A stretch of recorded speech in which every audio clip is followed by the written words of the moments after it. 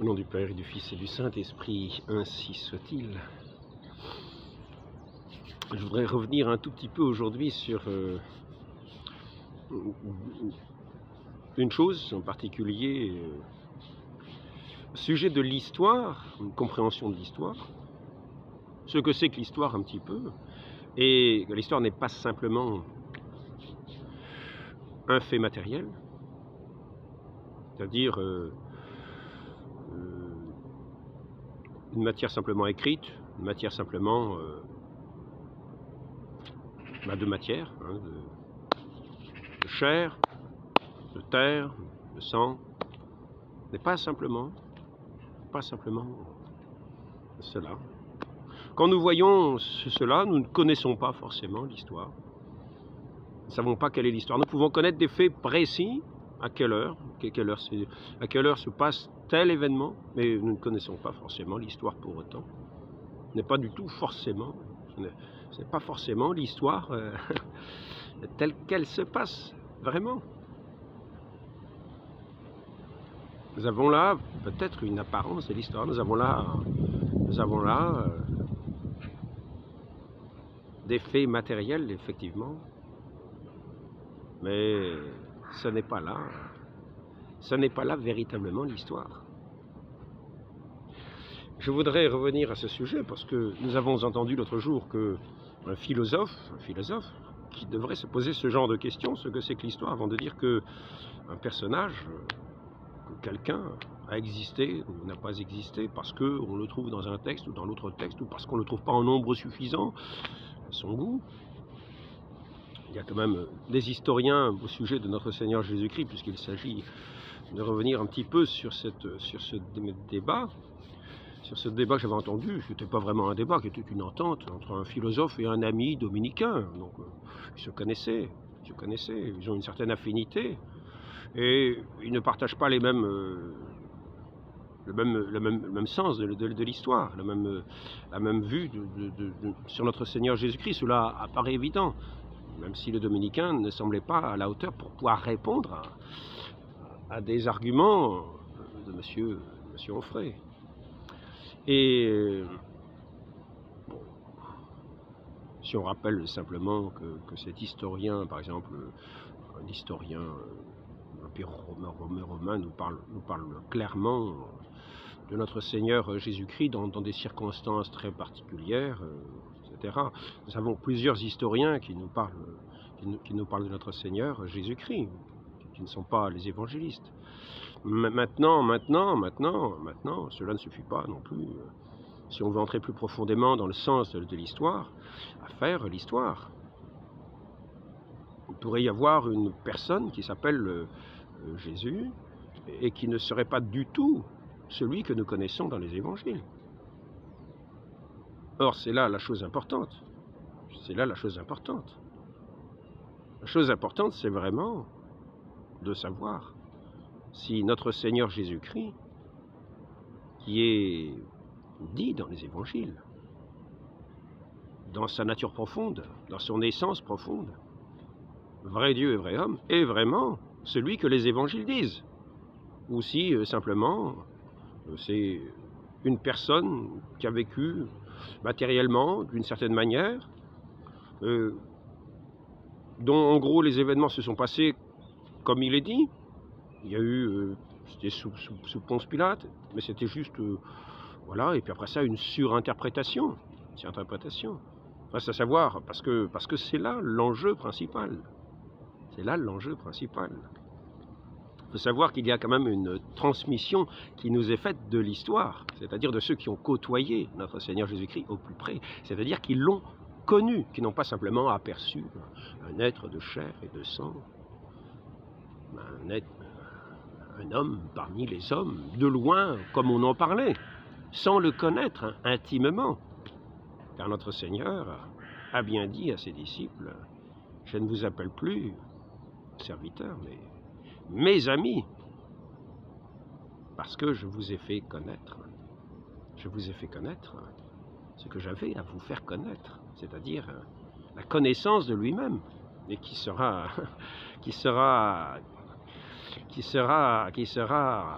encore plus éclatante après la mort et la résurrection de notre Seigneur Jésus-Christ. Car quelquefois on connaît d'une certaine manière, mais cela n'empêche pas ensuite d'avoir une connaissance de cette personne encore plus profonde, encore plus claire, encore plus lumineuse, qui fait que ce qui nous apparaissait lumineux avant apparaît au vu de cette nouvelle lumière comme une ombre. Il faut savoir que celui qui éclaire toutes les choses en ce monde, c'est Dieu, et en particulier par celui qui est sa parole, notre Seigneur Jésus-Christ,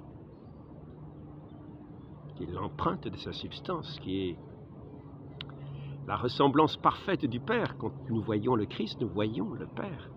C'est ce qu'il dit à ses disciples, en particulier à Philippe, qui me voit le Père.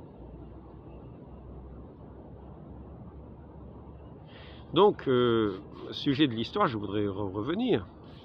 Bon, quoique je ne sais pas si ça a forcément un intérêt de revenir sur ce point que je voulais aborder, j'aurais peut-être dû l'aborder au début. Je voulais simplement dire que du point de vue de l'histoire, on pouvait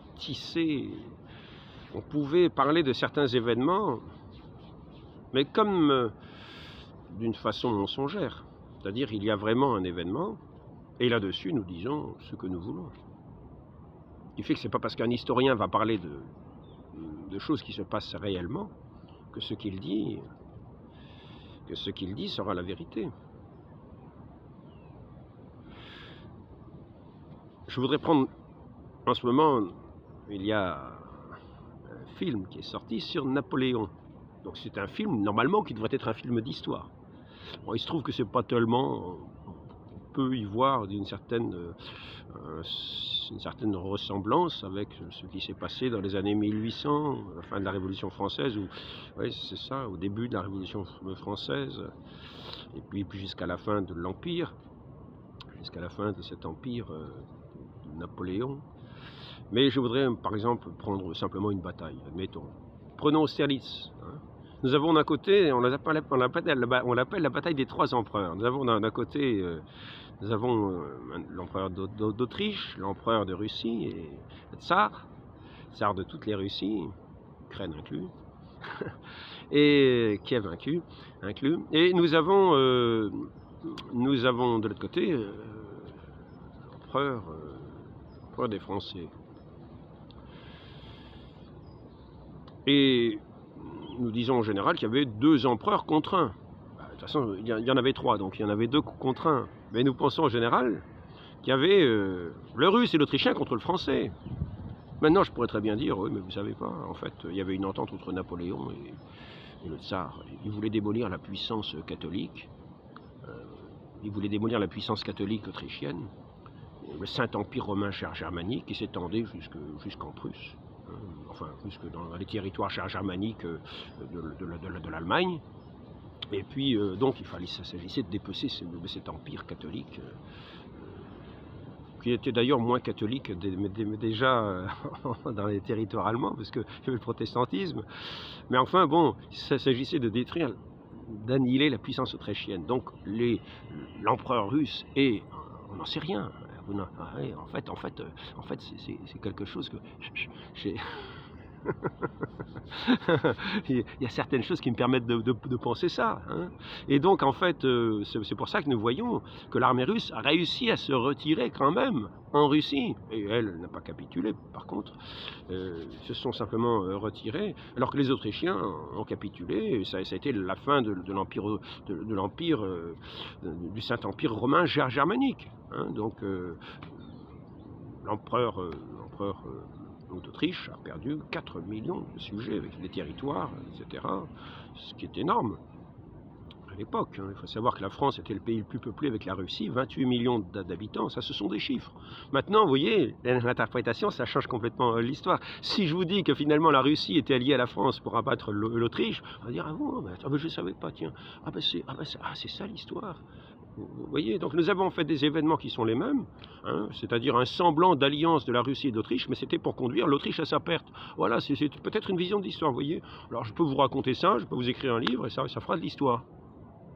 Maintenant, la réalité, elle est autre, parce que la réalité, justement, notre Seigneur nous dit que l'adultère, par exemple, est déjà commis dans le cœur. Donc l'histoire, principalement, elle est dans les intentions, dans les faits et dans les intentions.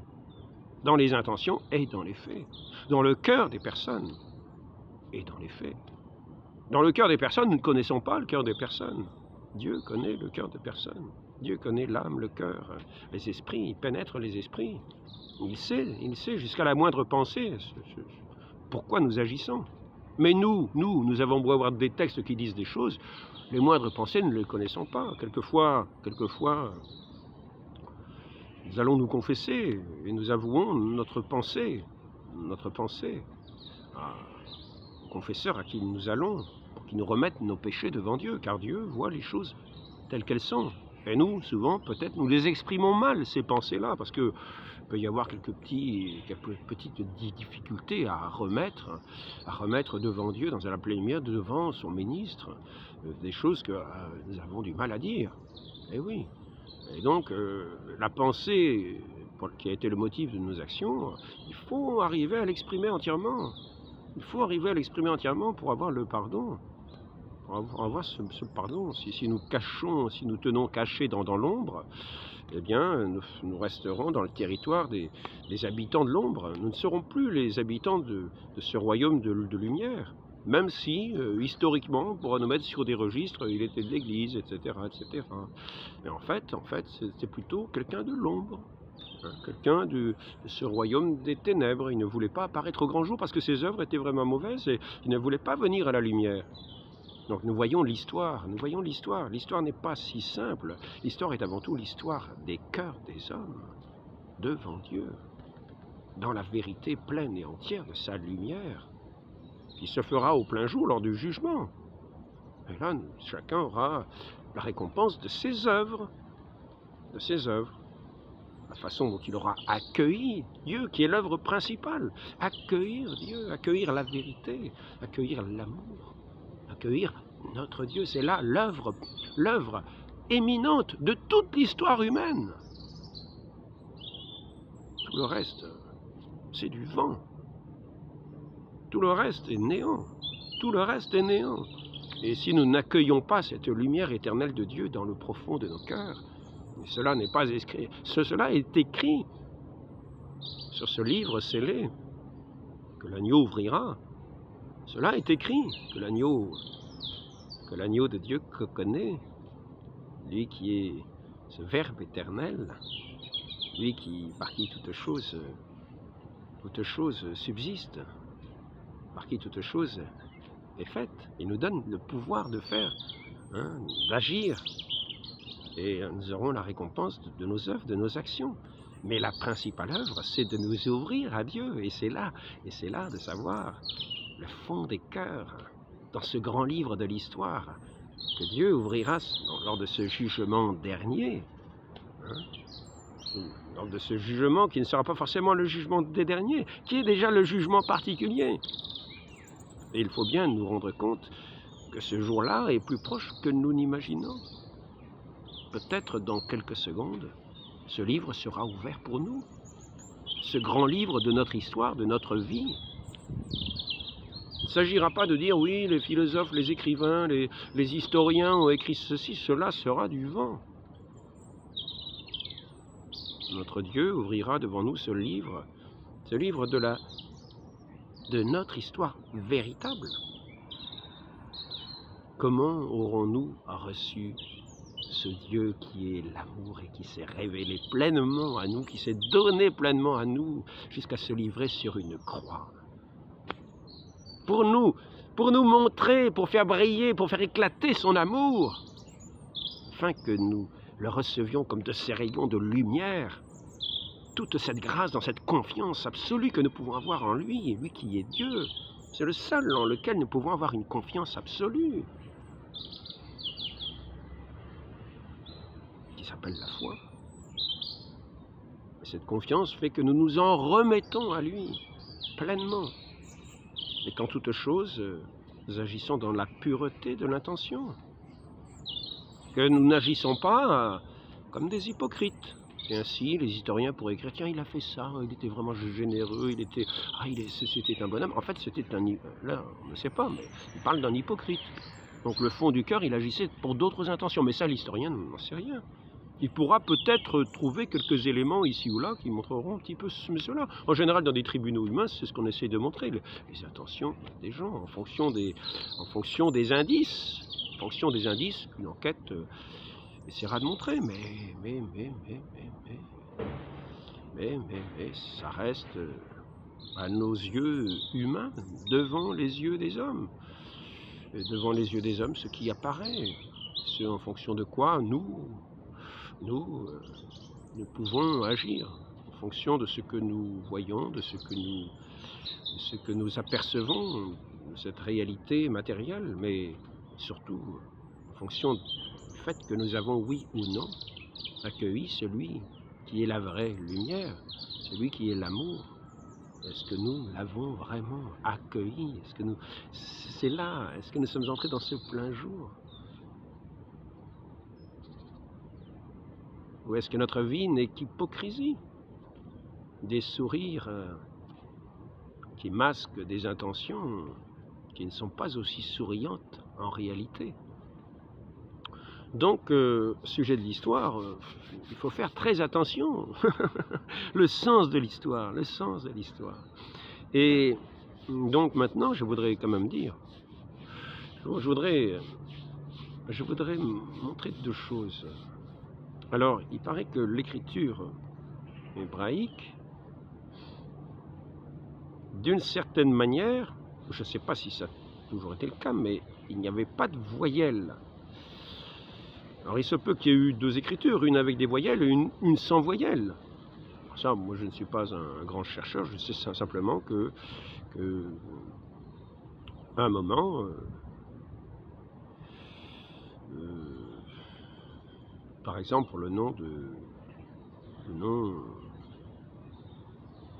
de notre Dieu, de celui que nous appelons le Seigneur, nous ne savons pas comment il se prononce en hébreu.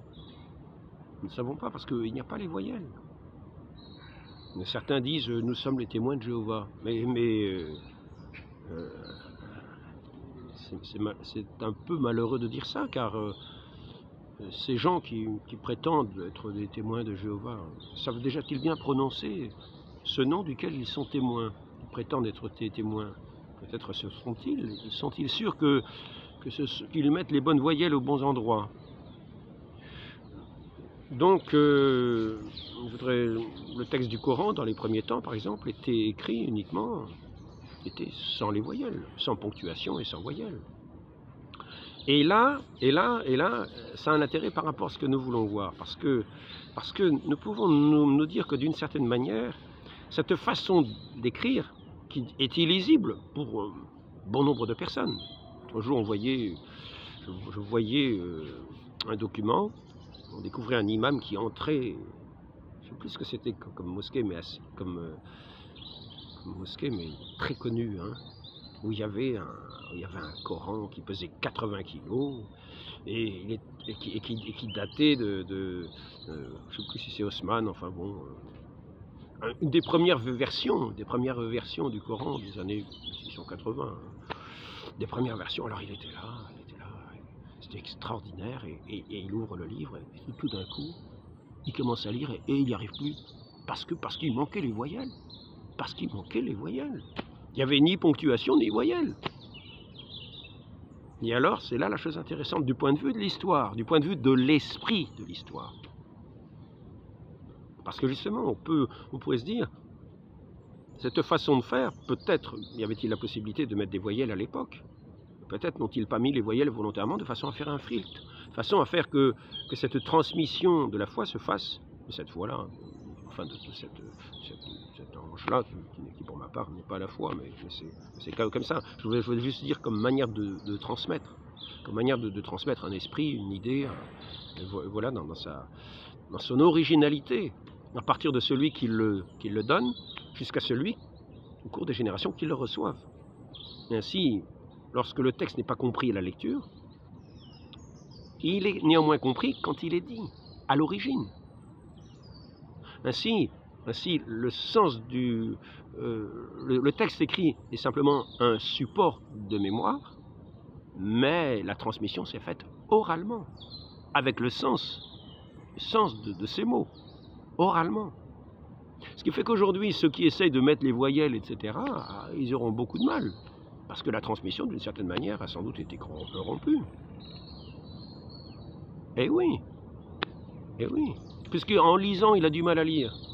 Et puis il y a d'un côté des chiites, de l'autre des sunnites, ils ne sont pas d'accord. Celui qui avait la plus grande version était comment dire, je crois bien qu'il s'appelait Ali, hein, donc lui c'est le chef des chiites. Je ne veux pas faire un cours d'islam, mais lui il avait le Coran, un Coran aux 2/3 plus important que le Coran qu'on trouve habituellement.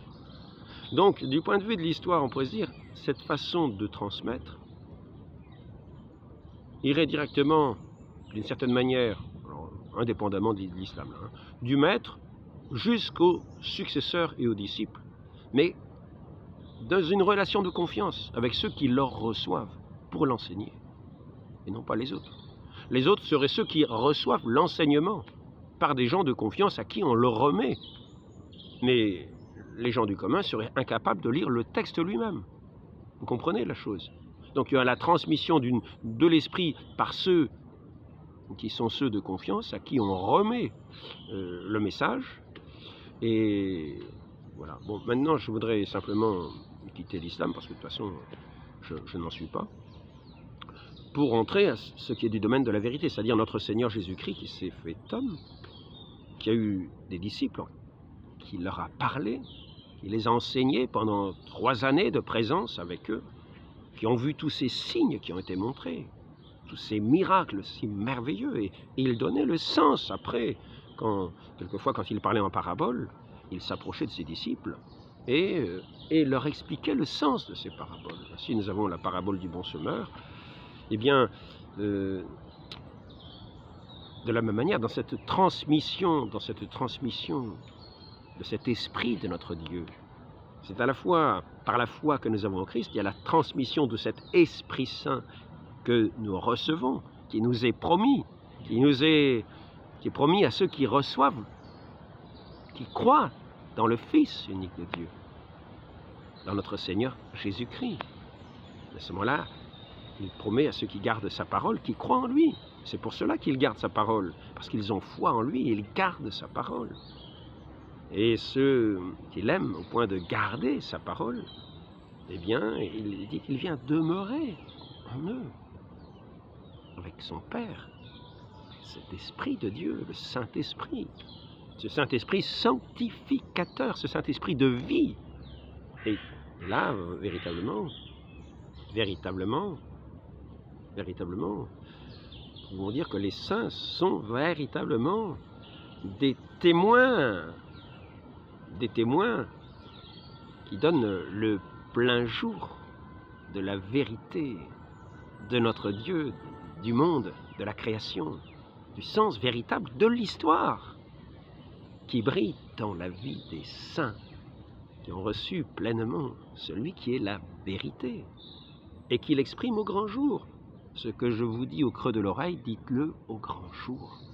Et ainsi, les historiens qui parlent de la vie des saints, pour autant qu'ils n'ont pas un esprit borné, sauront écrire sur leurs livres quelques traits de vérité de l'histoire, qui nous seront transmis. Mais mieux que cela, c'est cette transmission de disciple à disciple, de maître à disciple, de notre Seigneur Jésus-Christ qui est le maître, le maître. Vous m'appelez maître, et vous avez raison car je le suis. Il est le maître, le Seigneur des seigneurs, est-il dit, le roi des rois, le Seigneur des seigneurs, est-il dit dans le livre de l'Apocalypse. Seigneur des seigneurs, c'est un titre divin, c'est le titre de Dieu, le roi des rois. Et donc, il communique à ses apôtres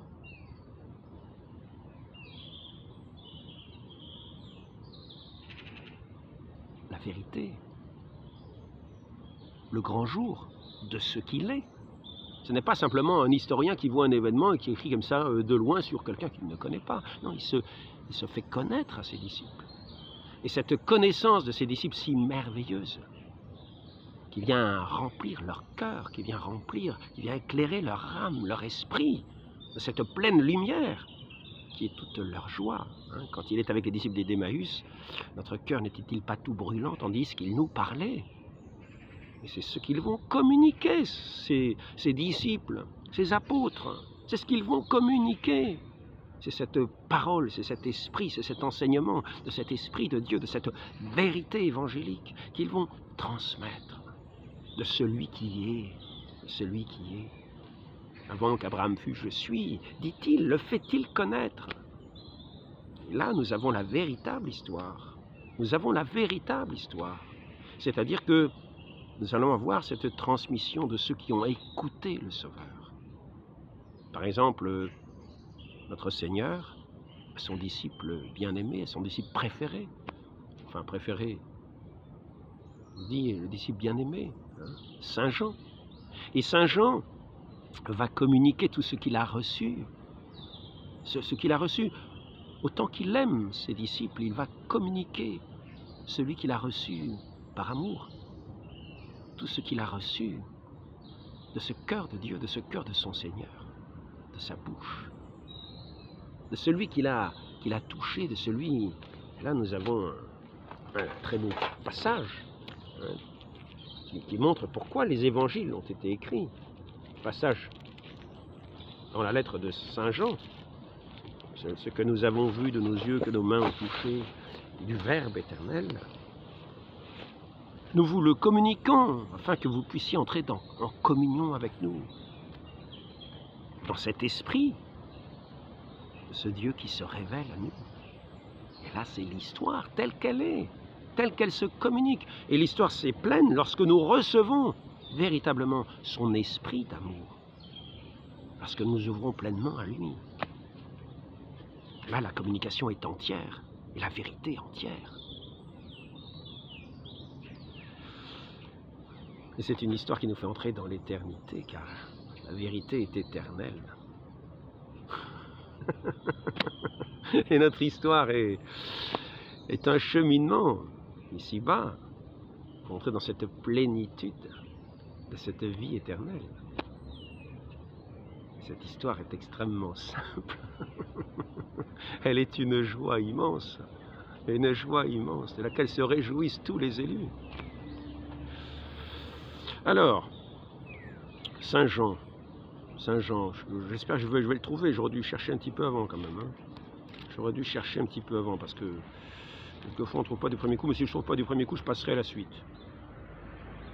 Ce qui était dès le commencement, ce que nous avons entendu, ce que nous avons vu de nos yeux, ce que nous avons contemplé et que nos mains ont touché concernant la parole de vie. Et la vie a été manifestée, nous l'avons vue. Et nous lui rendons témoignage. Voilà un témoignage. Voilà un témoignage de première main. Témoignage de première main. Non pas simplement d'un historien qui voyait les choses au loin, mais de celui à qui cette parole était communiquée en premier, de ses apôtres, de ses disciples, mais de ses apôtres, de cet apôtre bien-aimé de notre Seigneur, Saint Jean. Et la vie a été manifestée, Et nous l'avons vue et nous lui rendons témoignage et nous vous annonçons la vie éternelle qui était auprès du Père, qui nous a été manifestée.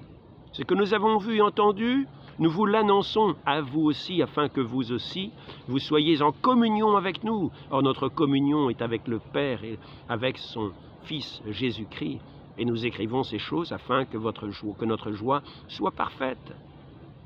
La nouvelle que nous avons apprise de lui et que nous vous annonçons, c'est que Dieu est lumière et qu'il n'y a point de ténèbres en lui. Nous disons que nous sommes en communion avec lui, que nous ne marchons pas dans les ténèbres et que nous marchons dans les ténèbres. Nous mentons. Par là, nous ne pratiquons pas la vérité. Et donc... ce que notre Seigneur a transmis à Saint Jean, qu'il nous a transmis aussi dans son évangile, pour que nous entrions en communion avec lui, dans la vérité. Eh bien, ça a été transmis aussi de bouche, car Saint Jean avait aussi comme des disciples. C'est eux, ce sont ces apôtres que notre Seigneur a envoyés annoncer l'évangile au monde entier. Un de ses disciples était Saint Polycarpe.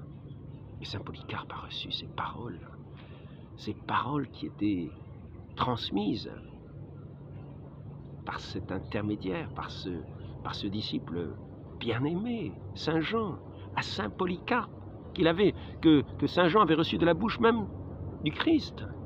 De quelle manière n'a-t-il pas transmis ces mêmes paroles avec cette même ardeur, avec cette ardeur qu'il avait dans son cœur à ce disciple Saint Polycarpe?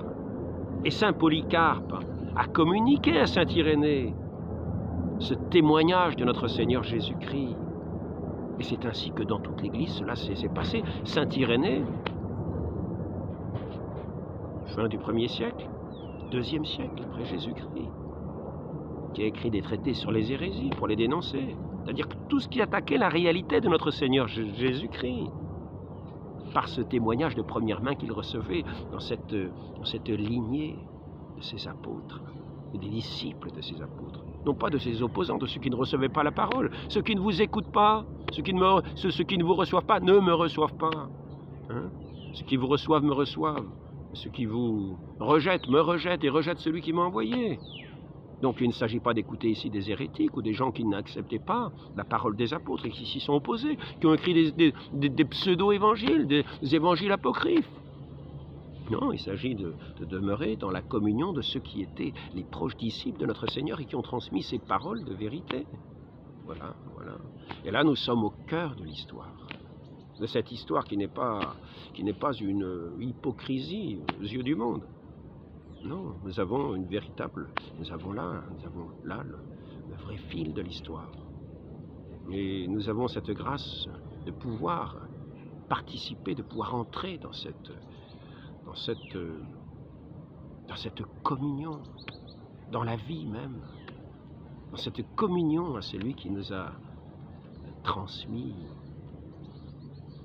qui a touché de ses mains, et nous recevons sur notre langue, celui qui s'est donné à nous dans cette même transmission de la foi, dans cette même transmission des sacrements, cette même transmission des paroles, de la vie même. Et là, nous sommes dans la vérité de notre Dieu qui s'est révélé pour nous conduire dans cette vie pleine et éternelle. Donc, le sens de l'histoire, nous pouvons y réfléchir. Et nous devons savoir que ce jour où toute l'histoire humaine se fera est très proche pour nous. Car d'ici peu, nous attendons aujourd'hui, nous sommes dans ce temps de l'Avent, nous allons fêter la venue de notre Seigneur dans la chair, mais on parle dans cette première semaine de l'Avent de ce jugement général, mais il y aura ce jugement particulier où toute notre vie apparaîtra en pleine lumière, dans la vérité de celui qui est le grand jour, qui connaît le fond des cœurs des hommes, pas simplement les apparences. L'homme juge aux apparences, mais nous serons jugés par ce Dieu qui scrute jusqu'au fond des cœurs de l'homme. Et ce jour-là est plus proche que nous n'imaginons. Il peut être demain, ce soir, tout à l'heure. Nous sommes tout près. Notre Seigneur dit le royaume de Dieu est tout proche. Mais cette porte de l'éternité, de ce grand jour, de cette révélation de ce qu'a été notre histoire, va apparaître aussi au grand jour d'ici peu. Soyons-en sûrs. Un jour est comme 1000 ans, c'est-à-dire que 1000 ans est comme un jour, comme une heure. Soyons donc très attentifs, ne perdons pas notre temps et surtout, Ne nous dissipons pas à tous les bruits, à tous les éclats de voix, dans toutes les hypocrisies du monde. Tournons-nous vers celui qui est la vérité pour vivre dans la vérité. Demandons cette grâce à la très sainte Vierge Marie, qui dans son humilité a accueilli ce messager de Dieu et le Verbe éternel en son sein pour nous le donner, nous le communiquer, afin qu'il soit notre vie.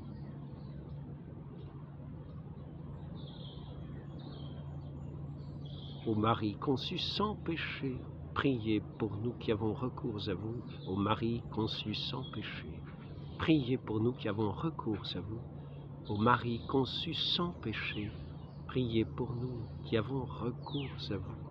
Au nom du Père et du Fils et du Saint-Esprit, ainsi soit-il.